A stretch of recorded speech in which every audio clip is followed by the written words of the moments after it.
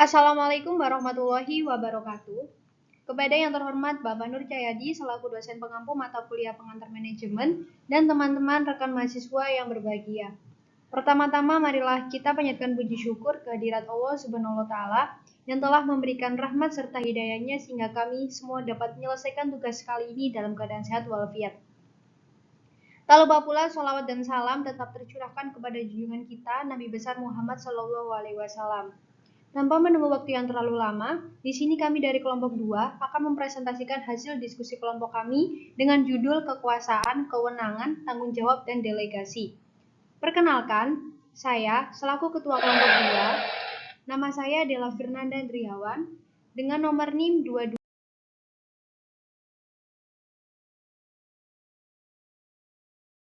0301110 dan kelima rekan saya. Yang pertama, Tri Priyosemodo dengan NIM 2203011123. Yang kedua, Eva Fitriananta Wayudi dengan NIM 2203011124. Yang ketiga, Tariska Naya Brilianti dengan NIM 2203011140. Yang keempat, Anissa Famia Zaislami dengan nomor NIM 2203011142. Dan yang kelima, Gadis Nusa Fitri dengan NIM 2203011154. Di sini saya akan menjelaskan ada pokok materi yang akan kami bahas dalam presentasi kali ini. Pokok materi itu terdiri dari 6. Yang pertama, kekuasaan atau power. Yang kedua, kewenangan atau authority. Yang ketiga, tanggung jawab atau responsibility. Yang keempat, pelimpahan wewenang dan tanggung jawab delegation. Yang kelima, sentralisasi dan desentralisasi dalam pengorganisasian. Dan yang terakhir, ada mendesain pekerjaan atau job design. Untuk materi yang pertama, kekuasaan atau power. Kekuasaan atau power memiliki arti suatu kemampuan untuk mempengaruhi orang atau merubah orang dari situasi.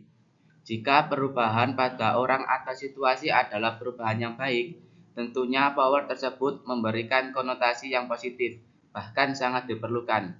Konotasi negatif dari kekuasaan seringkali muncul dikarenakan terdapat berbagai kasus di mana seseorang atau sebuah organisasi yang diberi kekuasaan tidak menggunakannya untuk hal yang positif. Adapun beberapa faktor yang mendasari adanya kekuasaan. 1. Reward power. 2. Coercive power. 3. Legitimate power.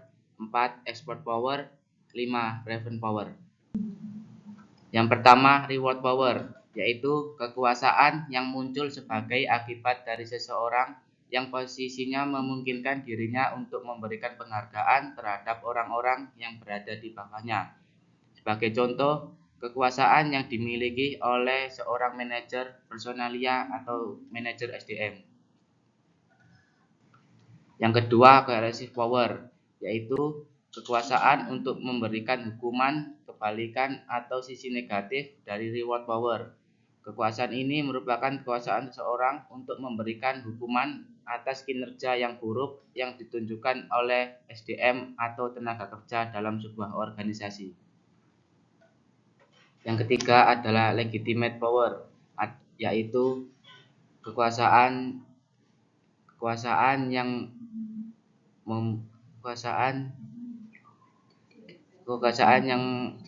menjadikan sebagai akibat dari suatu legitimate tertentu. Misalnya, seseorang yang diangkat menjadi pemimpin, secara otomatis dia memiliki semacam kekuasaan yang sah atau delegitimasi.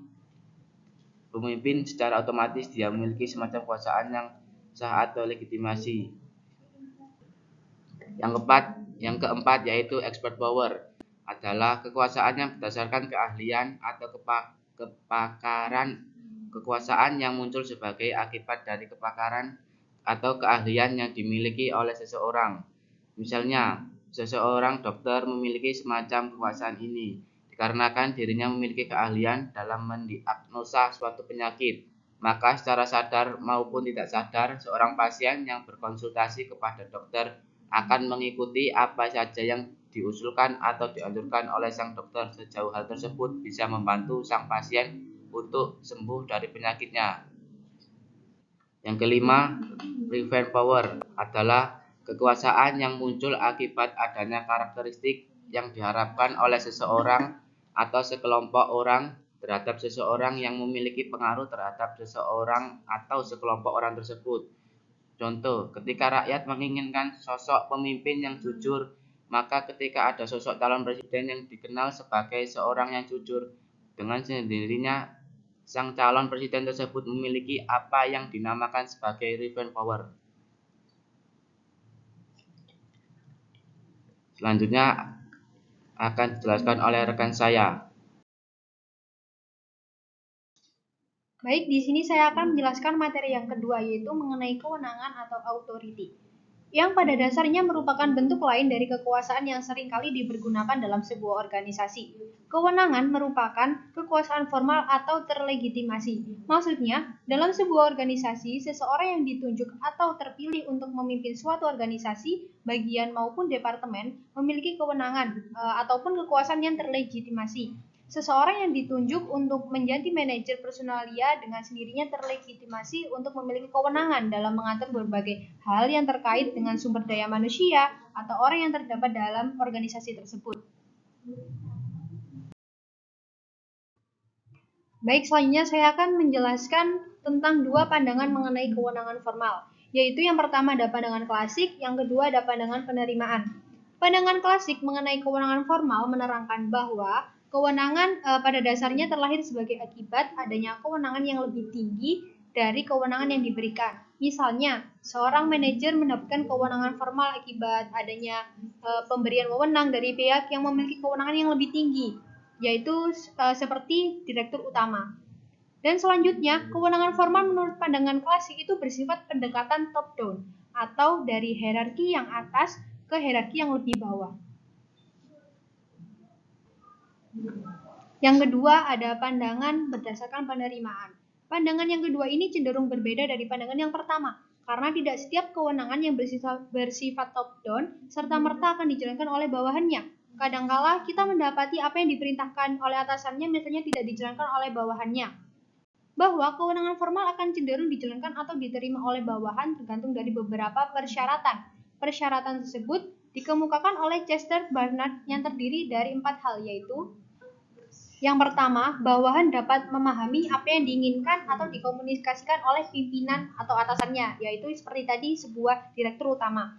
Yang kedua, pada saat sang bawahan itu memutuskan untuk menjalankan apa yang diperintahkan oleh atasannya, sang bawahan itu meyakini bahwa apa yang diperintahkan itu konsisten atau tidak bertentangan dengan rencana pencapaian tujuan organisasi.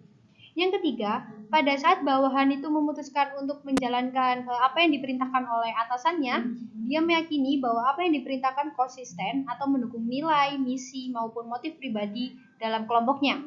Dan yang terakhir, yang keempat, yaitu bawahan mampu secara mental maupun fisik menjalankan apa yang diperintahkannya. Berdasarkan kedua pandangan ini, dapat dikatakan bahwa tidak setiap kewenangan dapat mengubah situasi ke arah yang diinginkan. Hal tersebut sangat bergantung pada berbagai faktor internal dan eksternal yang dihadapi oleh sebuah organisasi. Selanjutnya saya akan menjelaskan mengenai jenis-jenis kewenangan dalam organisasi. Yang pertama ada kewenangan lini atau line authority. Yang kedua ada kewenangan staff atau staff authority. Yang ketiga adalah kewenangan fungsional atau functional authority. Yang pertama ada kewenangan lini atau line authority adalah mereka yang dalam organisasi bertanggung jawab terhadap berbagai kegiatan dalam rangka mencapai tujuan sebuah organisasi tersebut. Dan yang kedua ada kewenangan staff, yang artinya mereka yang ditunjuk oleh organisasi untuk membantu bagian-bagian dalam sebuah organisasi yang memiliki kewenangan lain. Oleh karena itu, mereka yang memiliki kewenangan staff adalah mereka yang membantu organisasi dalam pencapaian tujuannya, hanya saja dengan cara yang tidak langsung. Dan yang terakhir ada kewenangan fungsional, yaitu mereka yang berada dalam bagian tertentu di suatu organisasi dan dia itu memiliki kewenangan lini maupun kewenangan staff. Jadi kewenangan fungsional itu terdiri dari dua kewenangan. yang tadi saya sebutkan, yaitu tentang kewenangan lini dan juga kewenangan staf. Namun, karena tugasnya diberikan kewenangan untuk melakukan kontrol atau koordinasi dengan bagian lainnya. Nah, di sini saya juga akan menjelaskan bagian dalam kewenangan garis dalam bisnis restoran. Mulai dari hierarki yang tertinggi.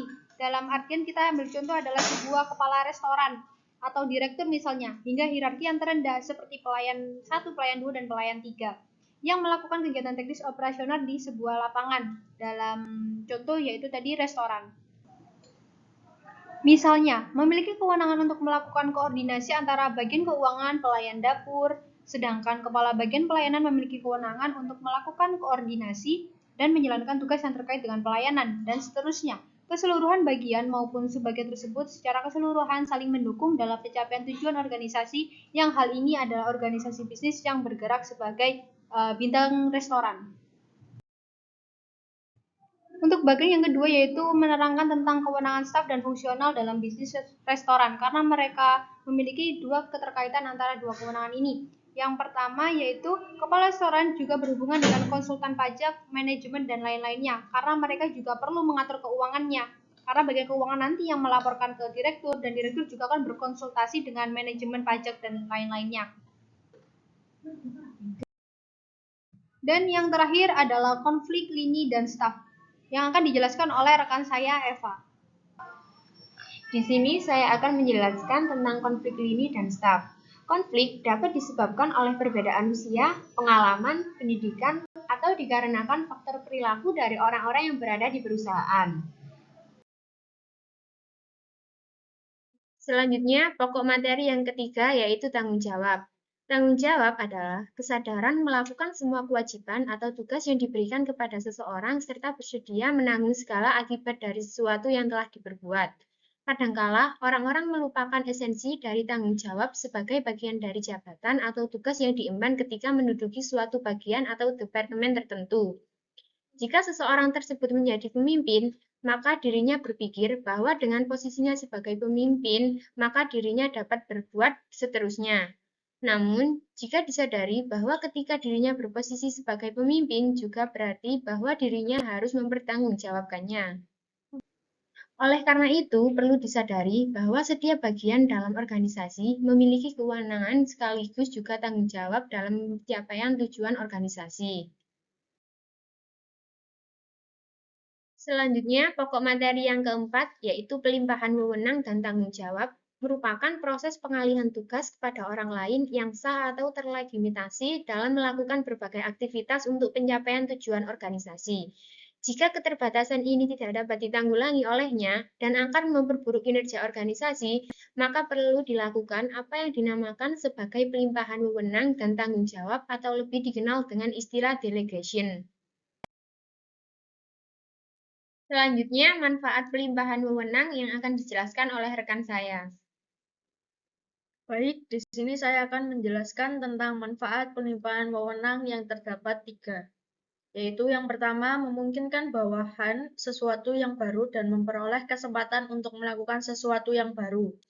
Yang kedua, mendorong tercapainya keputusan yang lebih baik dalam berbagai hal. Dan yang terakhir, yang ketiga, penyelesaian pekerjaan dapat dilakukan lebih cepat ketika pelimpahan wewenang berjalan sebagaimana mestinya dan diberikan kepada orang yang bertanggung jawab. Selanjutnya, ada kendala dalam pelimpahan wewenang. Yang pertama, ada staf yang dimiliki kemampuan atau kapabilitas untuk menerima dan menjalankan sesuatu yang didelegasikan. Yang kedua, pelimpahan wewenang yang berdampak pada kurang bertanggung jawabnya atasan terhadap apa yang semestinya dilakukan. Dan yang terakhir, ketiga, pelimpahan wewenang sering dilakukan bukan sebagai proses pemberian kepercayaan dari atasan kepada bawahan, akan tetapi lebih sebagai pelarian tanggung jawab dari atasan kepada bawahan. Selanjutnya, di sini saya akan menjelaskan kunci pokok agar pelimpahan wewenang efektif. Agar pelimpahan wewenang dapat berjalan secara efektif, maka ada 3 kunci pokok. Yang pertama, kepercayaan manajer terhadap bawahan dalam pelimpahan wewenang. Kepercayaan manajer terhadap bawahan dalam melimpahkan wewenang perlu diiringi dengan pemberian kebebanan kepada bawahan untuk menjalankan kewenangannya, menurut caranya sendiri. Kunci yang kedua adanya komunikasi yang terbuka antara manajer dan bawahan agar pelimpahan wewenang berjalan efektif. Dan yang terakhir, kunci ketiga, kemampuan manajer dalam memahami tujuan organisasi, tuntutan dari setiap pekerjaan, dan kemampuan bawahan. Baik, selanjutnya saya akan menjelaskan tentang prinsip klasik. Prinsip klasik, Stoner memberikan prinsip mengenai dasar agar pelimpahan wewenang menjadi efektif. Terdapat 3, yaitu yang pertama prinsip skalar atau scalar principle, yang kedua prinsip kesatuan pemerintah atau unity of command, yang ketiga ada tanggung jawab wewenang dan akuntabilitas. Yang pertama prinsip skalar atau scalar principle. Prinsip skalar merujuk kepada pedoman bahwa dalam sebuah proses pendeglasian atau pelimpahan wewenang harus ada garis wewenang yang jelas dari hierarki yang tinggi hingga hierarki yang terendah. Garis wewenang ini juga dimaksud agar terhindar dari yang pertama kesenjangan di mana tugas-tugas tidak ada yang mengerjakan. Yang kedua, tumpang tindih di mana tugas-tugas saling bertindihan dalam hal pengerjaannya. Dan yang terakhir, yang ketiga, perintah berganda, di mana tugas yang sama diberikan kepada bagian organisasi yang berbeda. Yang kedua, prinsip kesatuan pemerintah atau unity of command. Prinsip ini merujuk kepada pandangan bahwa setiap bawahan semestinya melapor atau mempertanggungjawabkan hanya kepada satu atasan yang memberikan kewenangan kepadanya. Oleh karena itu juga, pemerintah semestinya berasal dari satu sumber agar jelas apa yang memberikan kewenangan dan kepada siapa harus dipertanggungjawabkan. Dan yang terakhir, tanggung jawab, wewenang, dan akuntabilitas. Prinsip ini beranggapan bahwa pelimpahan wewenang dilakukan untuk memperjelas siapa yang akan bertanggung jawab atas suatu pekerjaan dan dengan kewenangan seperti apa. Dengan adanya kerjasama ini, maka proses pertanggungjawaban dari apa yang telah dideklarasikan juga akan menjadi lebih mudah dan jelas. Selanjutnya akan dijelaskan oleh rekan saya, Anissa. Selanjutnya ya, ini materi kelima tentang sentralisasi dan desentralisasi dalam pengorganisasian.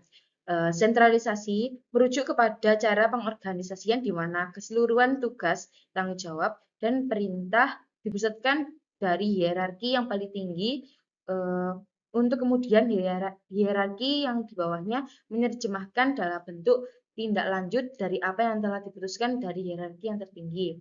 Dengan kata lain, sentralisasi adalah pemusatan kekuasaan dan wewenang pada hierarki atas dari suatu organisasi. Selain itu, desentralisasi yakni merujuk kepada konsep pengorganisasian yang memandang bahwa apa yang terjadi di lapangan atau dalam kenyataan seringkali tidak sesuai dengan apa yang dipahami oleh hierarki tertinggi dari sebuah organisasi. Oleh karena itu, perlu ada pembagian porsi dalam hal pengambilan keputusan dan kebijakan yang menyangkut dengan cara bagaimana organisasi akan dijalankan dengan desentralisasi, memandang bahwa dikarenakan hierarki yang dibawa adalah mereka yang akan berhadapan langsung dengan kenyataan, maka hierarki yang dibawa tersebut perlu diberi lebih keleluasaan untuk bisa memutuskan cara yang terbaik dalam melakukan pekerjaan. Dan juga tak harus diputuskan dari hierarki yang lebih tinggi darinya. Dengan kata lain, desentralisasi merupakan representasi dari wujud adanya pelimpahan kewenangan dari hierarki yang lebih tinggi pada hierarki yang lebih rendah dalam hal pengambilan keputusan dan penentuan dengan cara bagaimana kegiatan akan dijalankan. Selanjutnya yakni sentralisasi versus desentralisasi. Berikut merupakan kelebihan dari sentralisasi. Yang pertama, sifat keumuman dari cara pengelolaan. Cara sentralisasi memandang bahwa pada dasarnya cara mengelola sebuah organisasi umumnya sama dengan satu organisasi ke organisasi yang lain. Konsumen dimanapun menurut kelompok ini dianggap memiliki berbagai kesamaan sekalipun berada di lokasi yang berbeda-beda. Yang kedua yakni efisiensi biaya. Desentralisasi berarti adanya staf tambahan, regulasi tambahan, bangunan tambahan, dan Dengan demikian juga berarti adanya biaya tambahan. Sedangkan pendekatan sentralisasi karena cara pengelolaannya langsung dari pusat atau dari hierarki yang tertinggi tidak memiliki konsekuensi-konsekuensi tambahan biaya sebagaimana desentralisasi dan dengan demikian cenderung untuk lebih efisiensi dari segi biaya. Yang ketiga yakni kesamaan kualitas. Sentralisasi dapat menjamin terpeliharanya kualitas dari apa yang diberikan oleh organisasi. Jika sentralisasi dilakukan, maka hierarki yang di bawah diharuskan mengikuti ketentuan-ketentuan yang telah ditentukan oleh hierarki yang lebih atas. Sekalipun terkesan adanya paksaan, namun hal tersebut mendorong tercapainya kualitas yang sama dari apa yang diberikan oleh organisasi. Kemudian yang keempat, yakni adanya kemajuan teknologi. Akibat adanya kemajuan teknologi, sentralisasi tidak selalu berarti lambat dalam berbagai hal. Berbagai keputusan, kebijakan, hingga cara pengerjaan dari organisasi dengan adanya kemajuan dalam teknologi informasi dapat dilakukan dengan lebih cepat. Transformasi informasi dari hierarki tertinggi hingga terendah bisa dengan cepat diakses seiring adanya penggunaan teknologi informasi yang berbasis komputer misalnya. Kemudian kelebihan dari desentralisasi. Yang pertama, kedekatan dengan pihak sasaran. Bagi organisasi bisnis, jika pendekatan desentralisasi dilakukan, maka suborganisasi yang menjalankan perusahaan di daerah akan lebih mudah mengenali pasar sasaran dibandingkan dengan misalnya pihak pusat yang berlokasi di tempat yang berbeda. Kedekatan dengan pihak sasaran ini akan lebih memudahkan organisasi untuk menjawab kebutuhan dari pihak sasaran. Lalu yang kedua, pengetahuan lokal atau lapangan. Kita dapat bayangkan jika sebuah perusahaan yang memiliki cabang di 10 kota yang berbeda menggunakan pendekatan yang sama untuk ke 10 kota besar, bisa jadi ada beberapa hal yang mengalami ketidaksesuaian dengan lapangan, karena umumnya pendekatan yang sama bagi berbagai tempat lebih bersifat umum. Kemudian yang ketiga, penerimaan dari pihak sasaran. Jika desentralisasi dilakukan, maka perusahaan misalnya dapat melakukan pendekatan berdasarkan daerah di mana pusat sasaran dituju. Pendekatan ini akan membantu perusahaan untuk lebih dapat diterima oleh pihak sasaran atau pasar sasaran. Kemudian yang terakhir, kelebihan desentralisasi yakni keputusan yang lebih fleksibel. Jadi keputusan yang diambil oleh organisasi akan lebih fleksibel karena sangat disesuaikan dengan kondisi lokal di mana organisasi tersebut berada. Desentralisasi misalnya saja terkait dengan kualitas yang mungkin berbeda dari satu daerah ke daerah lainnya. Biaya yang relatif lebih tinggi dikarenakan adanya berbagai keragaman dalam hal cara pengelolaan pengambilan keputusan yang juga berdampak kepada aspek pembiayaan yang juga beragam. Berikutnya yakni faktor yang menentukan dalam memilih sentralisasi dan desentralisasi. Ada 4 faktor. Yang pertama yakni biaya dan risiko yang terkait dengan keputusan sentralisasi atau desentralisasi. Kadangkala desentralisasi sekalipun akan memberikan hasil yang lebih baik dan lebih cepat, tetap tidak dapat dijalankan ketika desentralisasi tersebut akan mengakibatkan naiknya biaya serta risiko yang akan ditanggung oleh organisasi. Terutama organisasi bisnis yang sangat mempertimbangkan aspek biaya dan risiko. Faktor yang kedua yakni kecenderungan manajer dalam memandang bawahannya. Desentralisasi hanya mungkin dilakukan jika manajer beranggapan bahwa bawahannya memiliki kapasitas dan kemampuan untuk melakukan sesuatu yang akan dilempahkan.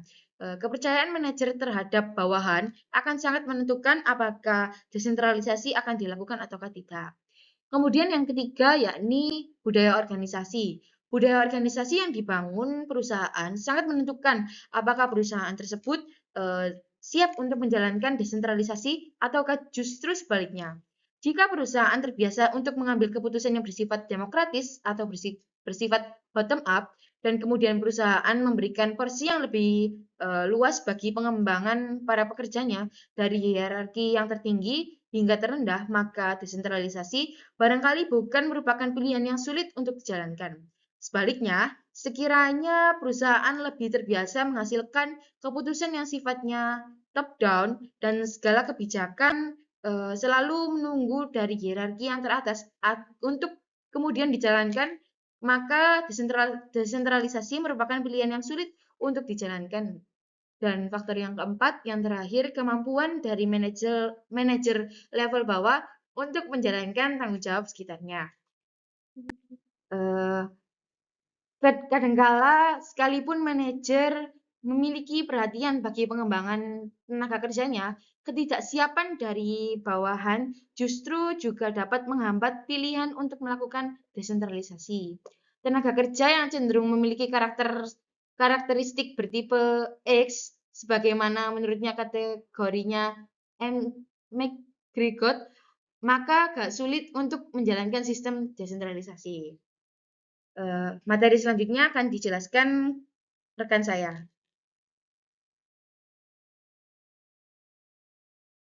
Baik, di sini saya akan melanjutkan materi yang keenam, yaitu mendesain pekerjaan.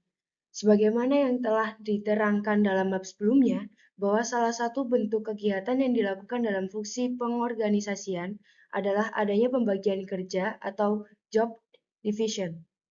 Desain pekerjaan pada dasarnya merupakan pembagian kerja-kerja yang akan dilakukan organisasi kepada seluruh anggota organisasi.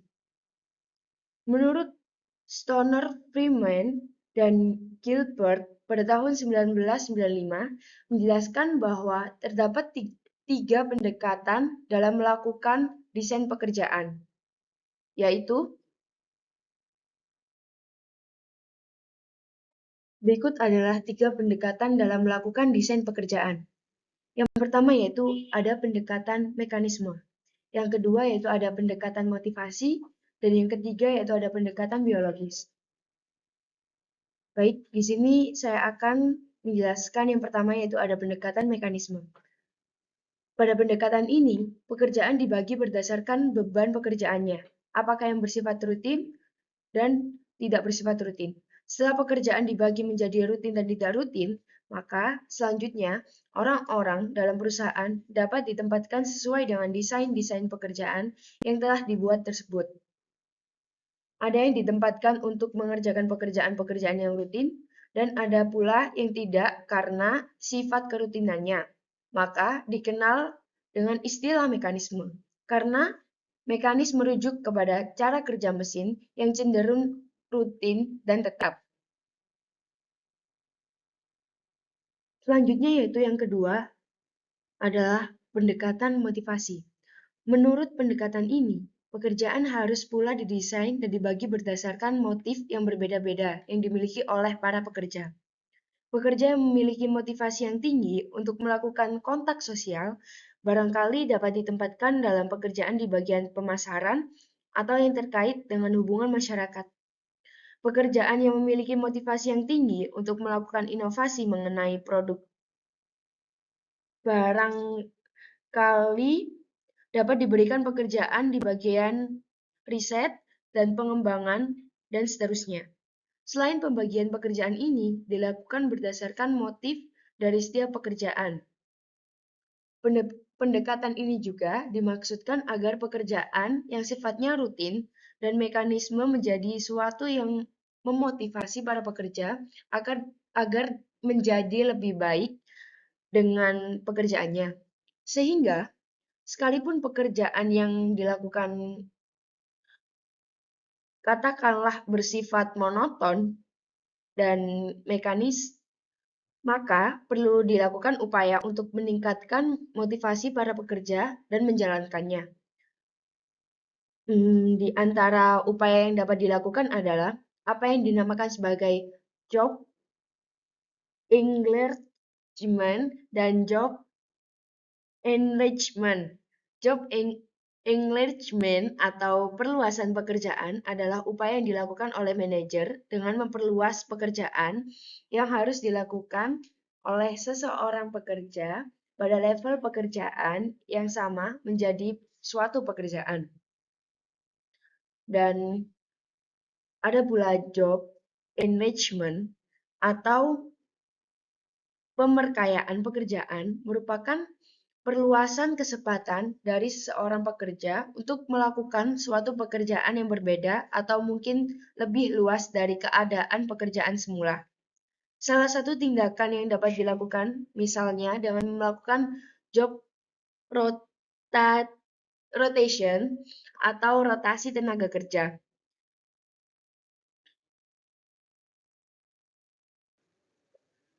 Dan yang terakhir atau yang ketiga, yaitu pendekatan biologis. Menurut pendekatan ini, pekerjaan juga harus didesain sedemikian rupa agar mempertimbangkan aspek biologis dari para tenaga kerja atau orang-orang yang ada dalam organisasi. Faktor-faktor yang terkait dengan aspek biologis dari tenaga kerja adalah faktor keamanan gender, keamanan lingkungan, serta berbagai isu lainnya. Jadi, ketika pendekatan tersebut pada praktiknya dijadikan pertimbangan oleh perusahaan secara bersamaan ketika mereka akan mendesain dan menetapkan pekerjaan-pekerjaan yang akan dijalankan dalam sebuah perusahaan.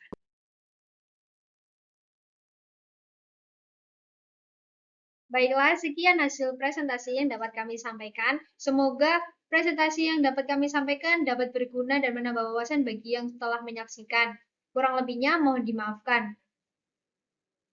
Wassalamualaikum warahmatullahi wabarakatuh.